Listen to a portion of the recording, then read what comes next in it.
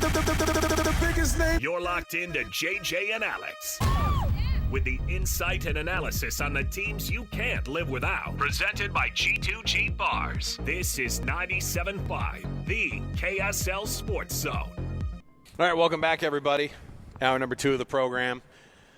Alex, Kirry, and Mitch Harper with you on JJ and Alex today. Mitch sitting in for JJ, who's out of town. And guess what? I don't know if he's out of town, but I know he's not here. I'll tell you what, he's not here, Mitch, okay? That's all that I'm saying.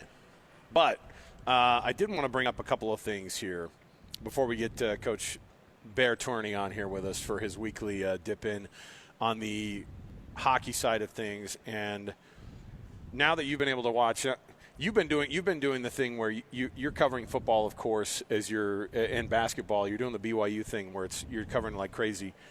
From a guy who is watching the hockey thing from the outside looking in, what's your vibe been so far? It's been a blast to dive into this league and to see this team, and you realize how challenging it can be to string together consecutive wins. I think that's been one of the big takeaways. But this franchise continues to show a lot of promise, and this back-to-back is going to be really interesting on the road after a good amount of break this week to get ready for the weekend ahead.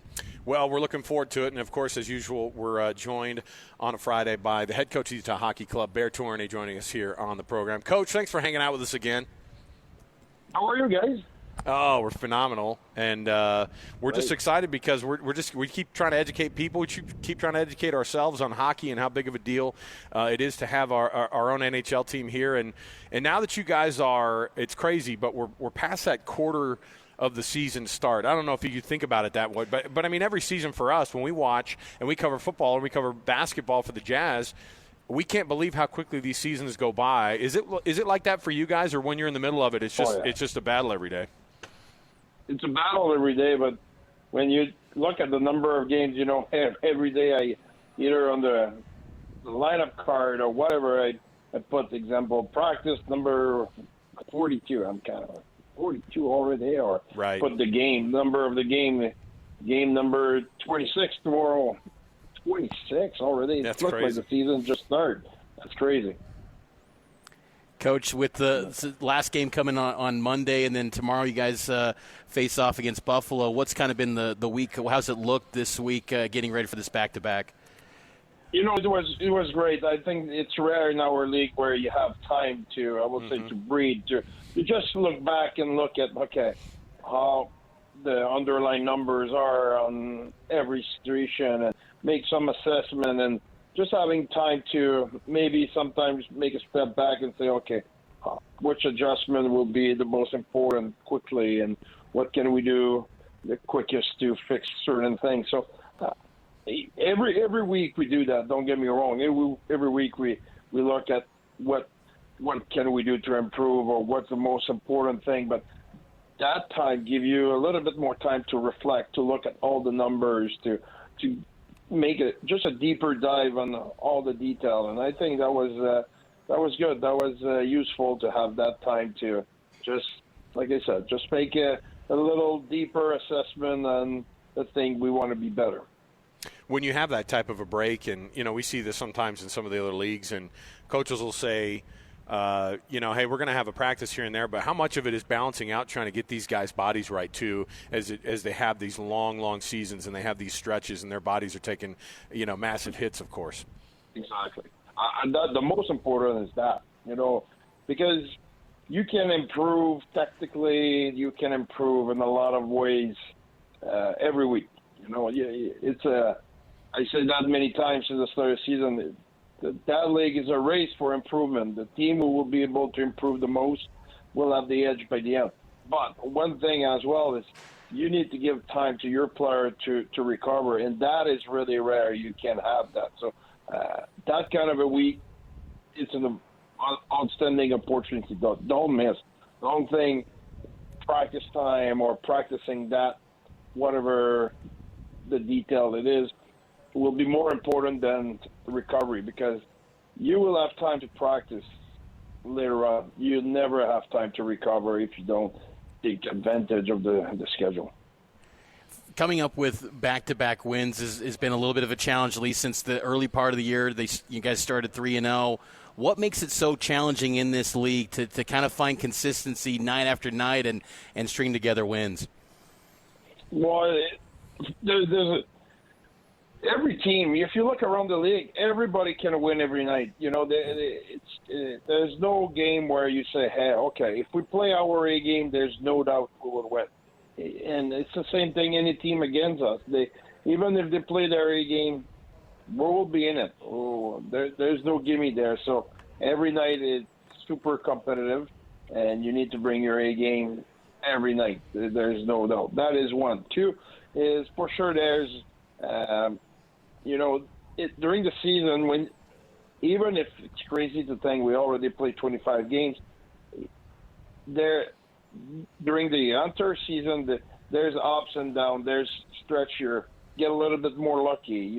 You get the bounce for yourself, but there's certain stretches the other way around. You cannot get a bounce. But on a small, simple size like 25 games, if there's 3 or 4 games you didn't get the result you were hoping, it's a lot. Which on 82 games, it has to balance out at some point. So I think we were close, and if you look at our last game against Dallas, played really well, but we could not get the big goal or the lucky bounce or whatever it might be. So I think on the stretch, at some point, it will balance out, and we will win games. Like we won the game against Carolina, which Carolina played a really good game, and it was tough for us at times during that game, but we found a way to win. But there were not a lot of those games this year. There were more games where we end up the game and we felt like we deserve a better fate than that. So I think by the end of the season, it will balance out. The Sabres are a very similar team to you guys in the sense that they have about the same record. They're close in points, and you guys are kind of right there. But when it comes down to it, where is their club, compared to you guys? And what do you face tomorrow morning? Well, it's a morning, drop for us, but it'll be early afternoon for you guys out east. But what's this team like? What are the Sabres going to bring to you guys tomorrow, and what are you anticipating from them?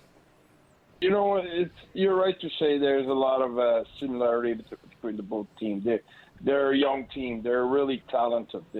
When you look at the talented young roster in the NHL, they're one of those. So at the end of the day, they tried to get out of that. They're maybe a few years ahead of us, but at the end of the day, they have talent, but they want to get out of that and get over the hump and having a season where they can make the playoffs. So they have talent. They have good defensemen who move the puck really well.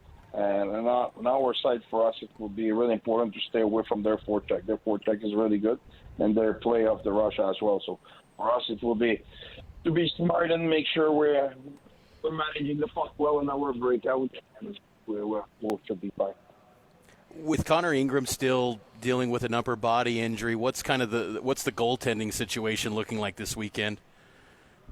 Well, we'll go with Veggie tomorrow in Buffalo, and I hate to go too far ahead and to say publicly that here and that will be the goalie in 2 games or in 3 games from now. I think we have a plan in place. I think Stobie played really well when he played in Vegas, so we're looking forward to give him the opportunity to have another start, but I will keep it 1 game at a time for now. Coach, I don't want to put any undue pressure on you. Maybe you don't even think about this stuff or even know about it, but you're on the cusp of that 100th win for the career as a head coach here in the league. Do you think about those things, or do you just roll your eyes at it and go, these dumb media guys are just putting all sorts of hexes on me here? I'm not saying the dumb media guy, but I'm saying that doesn't mean anything to me in the sense of, don't get me wrong, I want to be successful, but my focus is on right here, right now, the team, what we can do better and improving and that kind of stuff. It's not on those milestones. I'm more excited about the milestone for the player. I think that is pretty cool. When we have a player like Kasserang will play 100 games in NHL tomorrow. That's pretty cool. That's a young player who made a lot of stride in his career, and he's getting better every week. So I'm happy for him. But for me, I think that one day I will be at the stage where I will look back at what happened and whatnot. But from now. For now, I don't really look at those things. The stretch between Buffalo and then Philadelphia the next day on Sunday. Tell me about what these Eastern teams kind of teach your guys. And is there a difference of style of play when it comes to, the Eastern Conference versus the Western Conference, or obviously one team to the next, they have their strengths from one to another. Exactly. But what are your guys learning from some of these teams who maybe be a little bit more established? That's a really good question. Years ago, there were a big difference in style of play between the conference. Now, I don't know if it's because I'm in it. I don't know if there's that much of a difference in the game, but there's a difference in teams. Each team has their strength and weakness, and I think I don't separate them as much as Western versus Eastern. It's more style of play. I think if you look at the Sabres, like I said before, their forecheck is really aggressive. They're really good off the rush. They're super talented. Their defensemen are super active. Those kind of things, there's no doubt. That's what we pre-scout. That's what we prepare for. Having that said, the next day we play against Philly, who is a different team. Their team will be really stingy defensively. Will block a lot of shots.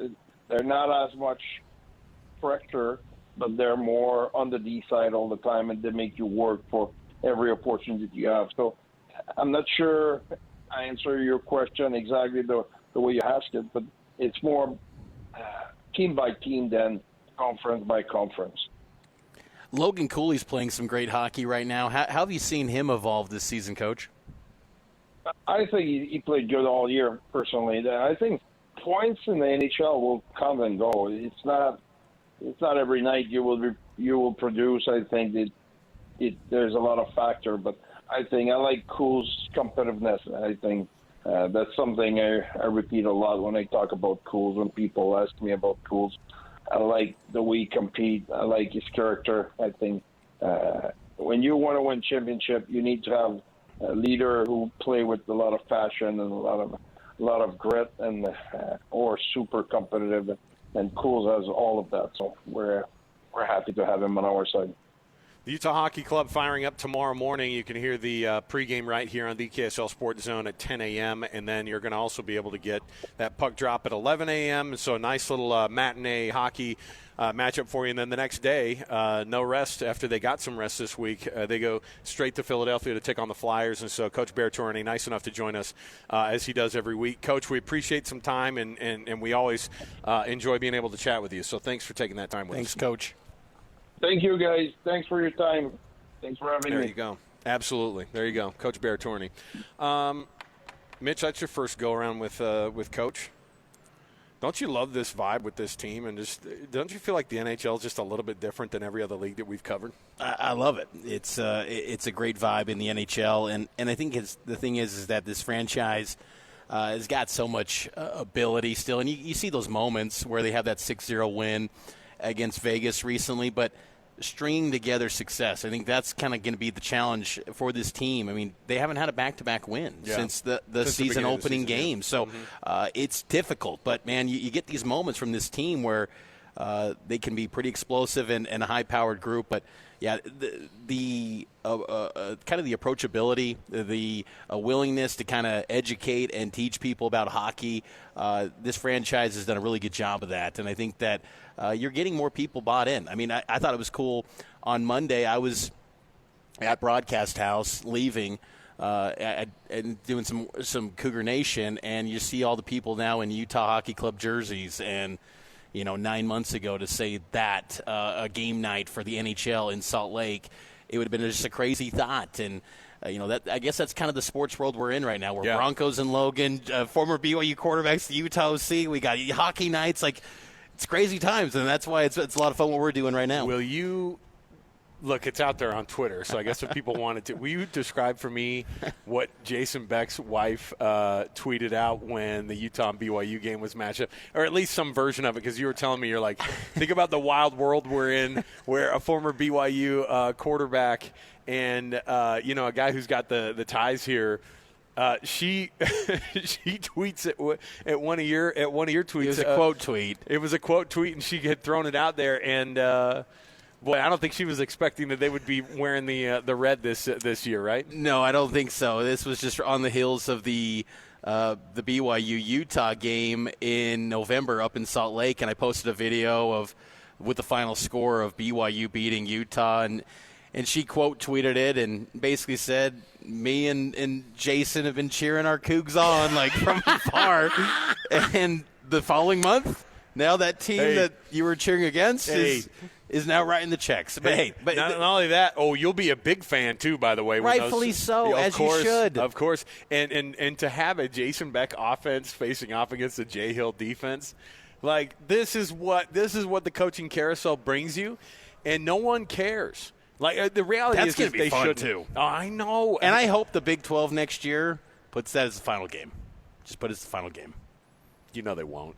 I don't know. I mean, after what went down there, I don't know. Maybe not. Well, and at this point, too, they kind of go, we liked that. It was nice. That. But they'll also probably go, yeah, but Arizona State, BYU, there's some spiciness there, too. If you could go 1 week Arizona State and then the very next week, that'd be rude. That'd be super mean to BYU to have basically your two new rival. Well, your new rival whose fan bases are flipping you off and storming the field and all that stuff on top of all of that, and then you have BYU the week after. I mean, that's bonkers right there. Oh, there it is. Here it is. But since been deleted as of yesterday. Her tweet. How did she go back and remember that, by the way?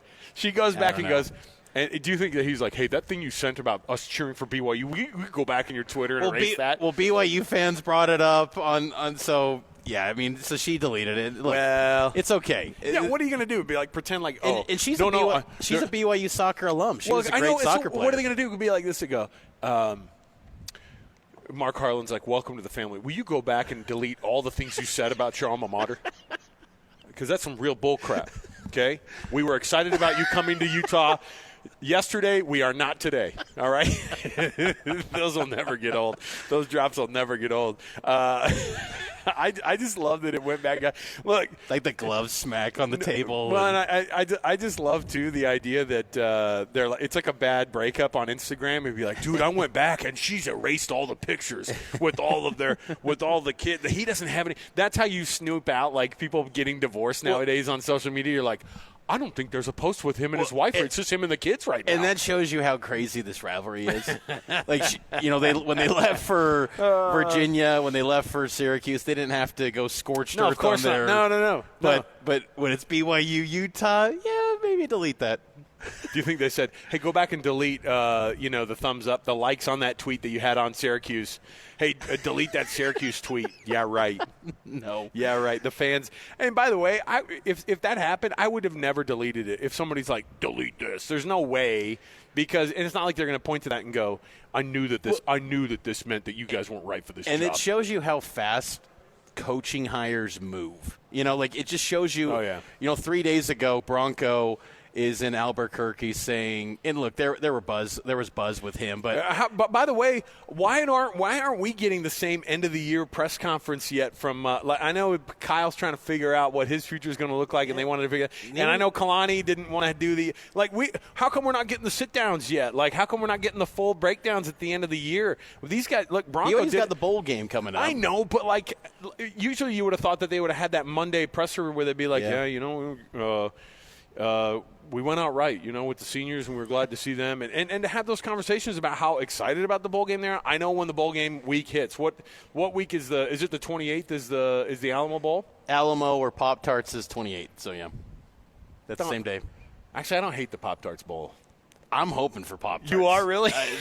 You're not hoping for I'm hoping for Pop-Tarts. I want to go to Florida. You're not hoping for a Coach Prime? Well, because the thing is with Florida, for selfish reasons, I got family there, and I could stay till New Year's. Okay, so you're gonna so your whole thing is like you got double dose trips to Florida this year. Yes. Is that what you want to have another one? That's for selfish. What about the river walk? What about the river walk? Also, the edible mascots, three of them. I need to try that Pop-Tart. I need to try the edible mascot. 2 things I want to say about Pop-Tarts, all right? I told you my move on the 3 things. My fat guy move is to put butter on the toasted Pop-Tarts. So that's As a fellow fat guy, that you can get on board. Somebody I tried to go, don't get on board. Actually, I'm vetoing that. That's a thumbs down. The butter. Sorry. Butter on pastries? Don't give me that look either. Oh, you guys are suddenly too By the way, butter classes it up. You guys are a bunch of fools. All right? Second of all, and don't knock it until you try it. Also, maybe I'm the degenerate. I like them just cold. I don't even need them warm. That's just out of the package. That's also an amateur move by you. Second of all, it's time efficient. All right, so I will say the Pop-Tarts themed movie that Jerry Seinfeld made, Unfrosted. I think is that what it's called? I didn't know there was a Pop-Tarts movie. Dude, go to Netflix. He just made it this year. It's freaking funny. It's like the fake origins of how the Pop-Tart basically came about. And so if you're going to go to the Pop-Tarts Bowl, you better get on the Jerry Seinfeld thing. But yeah, the unfrosted Pop-Tart is also an abomination. I'm glad we moved on from that. And may the cinnamon brown sugar live on forever in all of our hearts. See, look how many angles there are with look the how Pop-Tarts. many angles there are. There's with the Pop-Tarts Bowl. There's so many. Like Alamo Bowl. Okay, let me ask you this: Does BYU show up with bells on for that Alamo Bowl, ready to beat the absolute? Because I think they here locally, the last thing that we had Alamo Bowl wise was Utah going, I don't even care anymore, and having everybody sit out of that bowl game, and I don't want to see something like that. And frankly, if it's Colorado, is Shedeur Sanders playing? Is Travis Hunter playing? I know that they say that they would be, but in my mind, I'm like, yeah, right. There's millions of dollars on the line for both of those guys who are going to be going on to the NFL draft, and they're the offensive and defensive players of the year in the Big 12, and they're going to be first round draft picks. And Travis Hunter might be like a top 4 pick. Yeah. And maybe Shedeur is the second or third quarterback taken.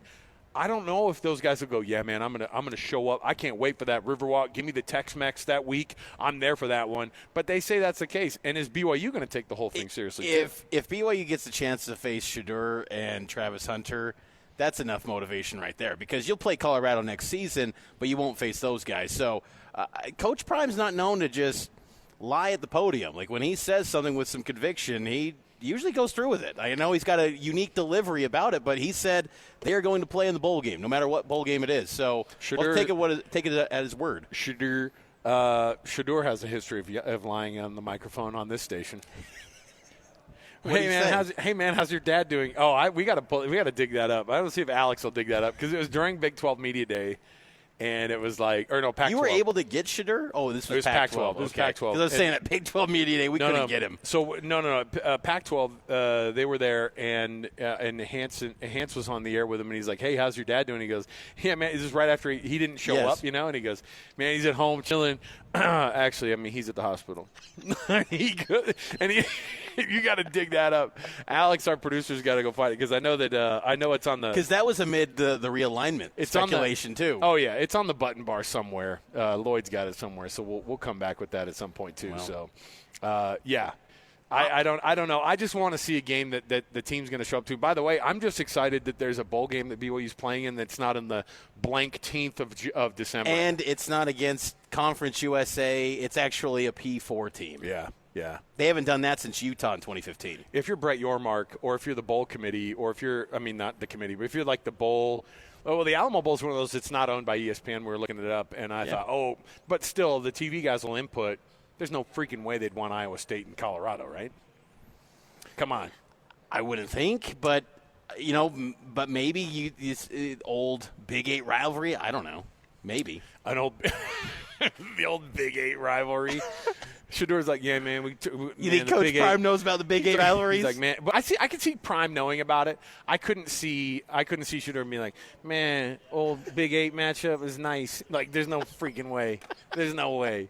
All right, joining us on the program right now, Chris Smith here. Stay with us, 97.5 The KSL Sports Zone. Your home for the best coverage of the Jazz, Utes, and Cougars is right here on The Zone. This is JJ and Alex, presented by G2G Bars on 97.5 The KSL Sports Zone. Ooh, nice. Some Weezer. This is like my college, like high school and college. Like, I can't. There are fewer bands that are, and it's very just like, I don't know how great Weezer is, like, historically, but, man, from, like, there's bands nostalgic. that you go, yes. It just, that they may not be just, like, the best musical group, but you know what? It reminds you of certain times. Good times. Fond times, brother. Speaking of times, we were just talking about, man, how far these local teams have come. And obviously there's a lot of that. Yeah, I think about Kalani in his first year going 9-4. Mm-hmm. And 8 points away from an undefeated season. That was the line. That was the line. And you look at it and you go, that's crazy, because during the moment you don't know how crazy good. You never know how crazy good a guy like Taysom Hill and Jamal Williams really were, and Fred Warner, until after they're gone, and then you go, oh yeah, they're pretty good. Yeah, Nakua. I mean, you have Taysom being chanted off of the field with that injury because the place blows up for this dude, right? They are just so excited for this guy. And because they just, he's put his blood, sweat, and tears and now his ACL onto that field, right? And so you don't know what you have till everything, too. Oh, by the way, we were actually wondering about this because I told you go, look, Prime doesn't lie to you, at least to your face. He hasn't. I know. At the podium. He's got some high character qualities. I like Prime. His son Shador at the Pac-12 media days a couple of years ago. This is when he was asked. I think this is when Hans asked him about the, kind of where because his dad had just had that surgery and was like, oh man, he's not gonna be able to make it. And everybody was just begging. It was the foot surgery, right? Yeah, and everybody was just begging for Prime to be there, and it was like, oh no, he can't. He's just so. But here was the line of questioning when we all started to wonder what was really going on. How's Dad? Chilling at home. Is he? Yeah, no, he's not at home. He's at the hospital right now. But just got off the phone with him. He woke me up earlier this morning, just talking. But he's good though. Yeah, that's. This is like when I talk to my teenager. Big difference. This is like when I talk to my teenager, and you're like, "Oh, that's cool. What time did you show up last night?" Yeah, midnight. I mean, no, I got in at 10. It's like, did you forget what was going on for that 1 second? Yeah, chilling at home. Nah, man, he's at the hospital.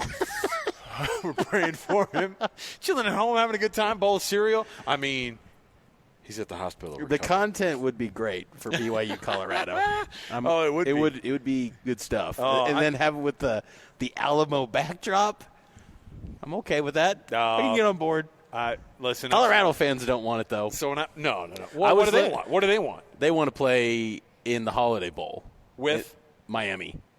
Oh yeah. I mean, if it comes down to it, those are the two big brands, right? Yeah, that would be. Well, and I was looking this up. Colorado. What's a Holiday Bowl though? That's ACC Pac-12. So the Pac-12 still has that tie-in. They obviously Colorado will be viewed those. as a Pac-12 team in bowl season. They have to be until when? Is it done? 2026. So next year they got to do the same thing. So we could see BYU, Utah in a bowl. I'm kidding. Probably not rematch, but maybe it could happen. Maybe.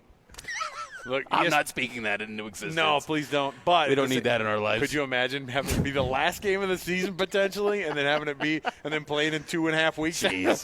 Gosh. Oh.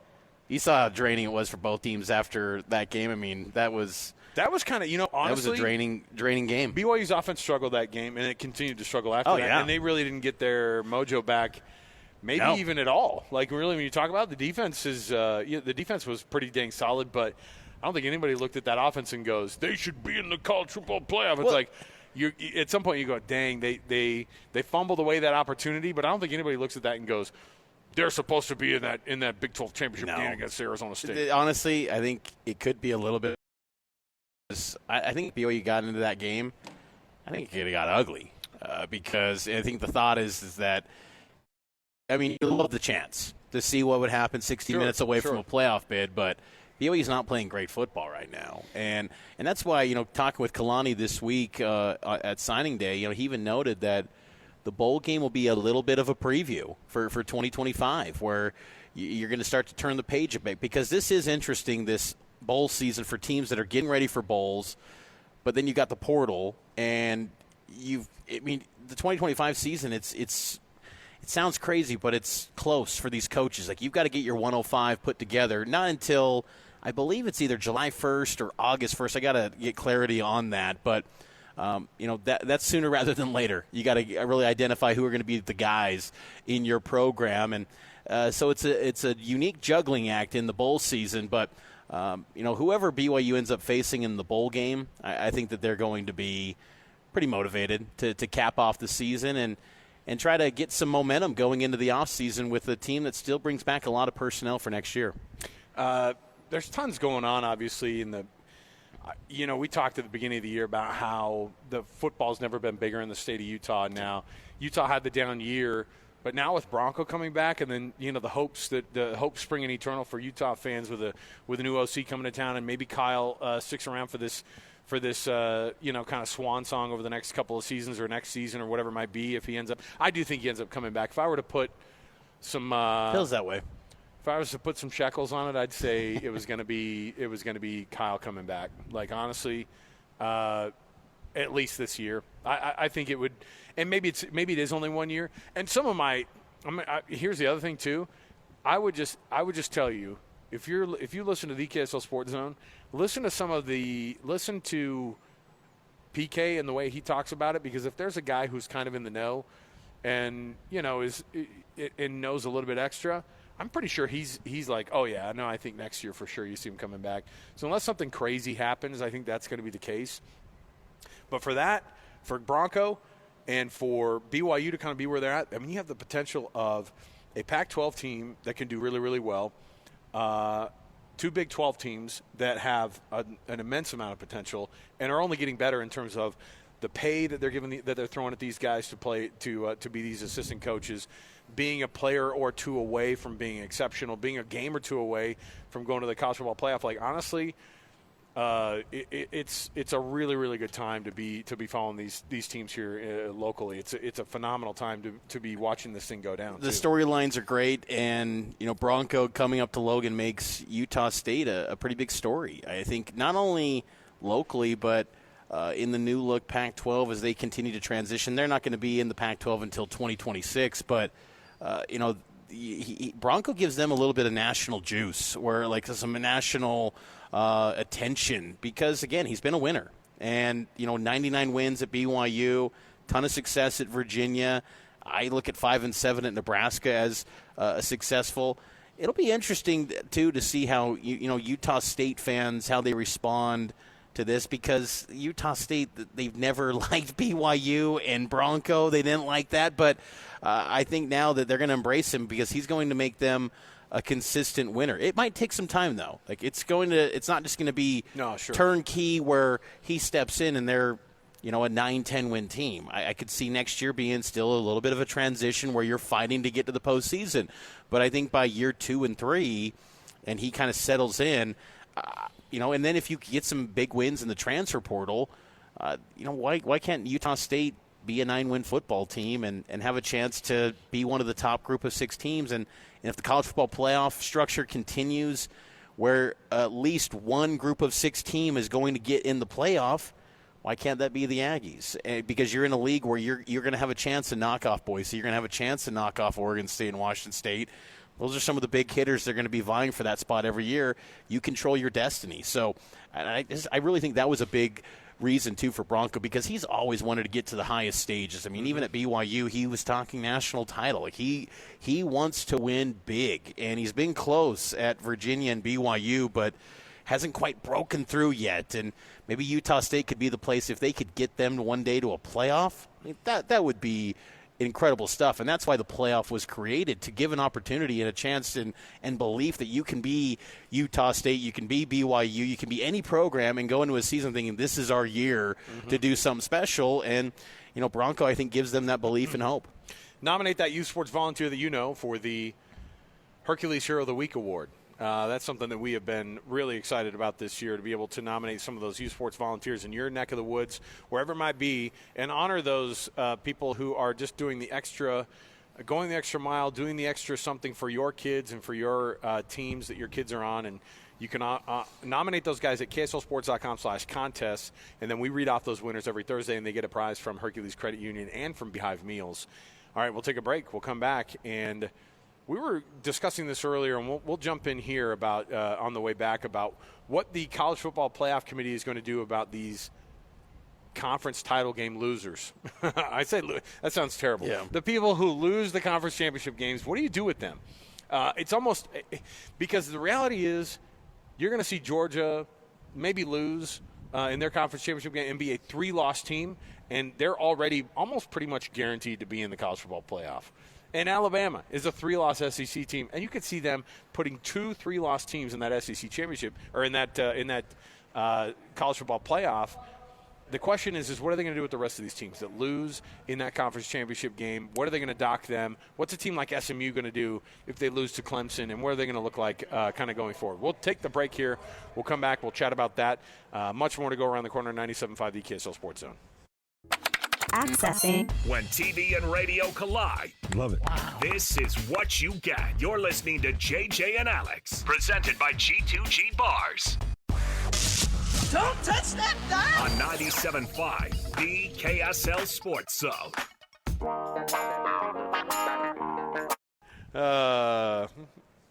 I wasn't trying to make you nervous. We were here. Yeah, we were here. We're at the Doug Smith Mitsubishi in American Fork. We've just been chatting away during the break, and our producer Alex is like, "Are you guys still there?" I was like, "Yeah, man.